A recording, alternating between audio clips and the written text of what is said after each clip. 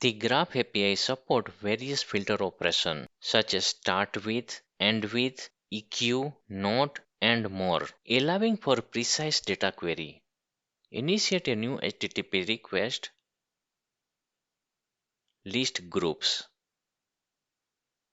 Use the URL https://graph.microsoft.com/v1.0/groups.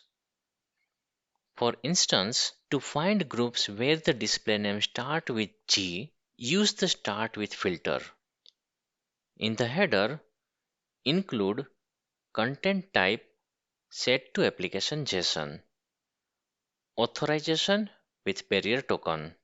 If you are unsure how to generate a new token, refer to the video titled How to Generate Access Token in Azure Entra ID using the Graph API, linked in the video description below. Click the send button to execute the request. This return group where display name start with G.